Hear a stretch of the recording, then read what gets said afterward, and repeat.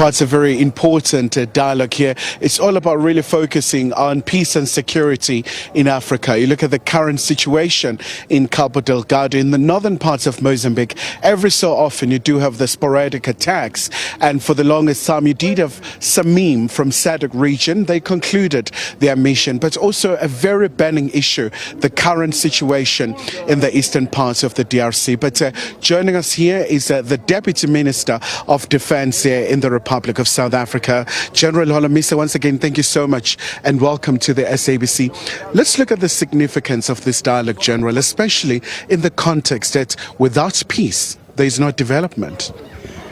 Well, there's no doubt about that. But what we should be looking at right now is to arrange a meeting of all the people who are involved in the DRC, especially the sudden emergence of USA and Qatar and many others, so that we can speak from the same hymn or sing from the same hymn book. Currently, you don't know now what's going on, but at least we are happy that the two leaders in the region, especially President Kagame and Tshisekedi, are talking to each other.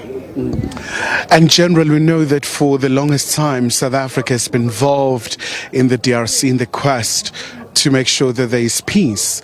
And you were part of semi-DRC.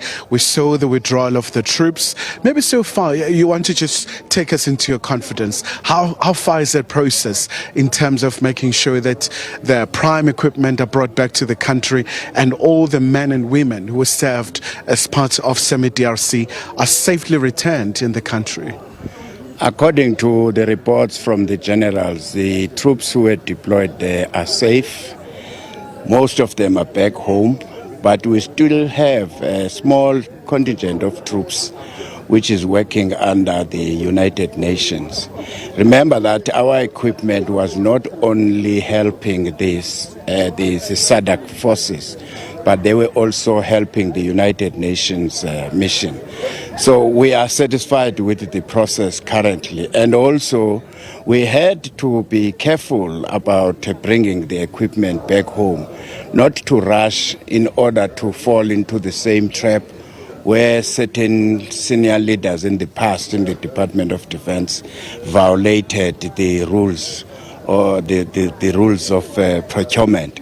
So we wanted to make sure that those which will come through the ship, through the sea, and those who come back through the air, they must comply with the PFMA.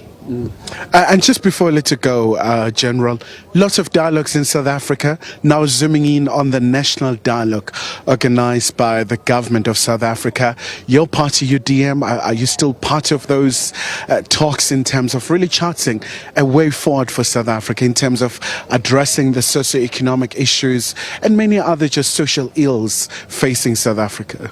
You will recall that the United Democratic Movement has been calling for this dialogue as early as 1999. And I'm happy that we did launch the dialogue a few weeks ago. And I'm looking forward to some of these mini dialogues like the one we have here, although it's focusing on peace and security for the continent.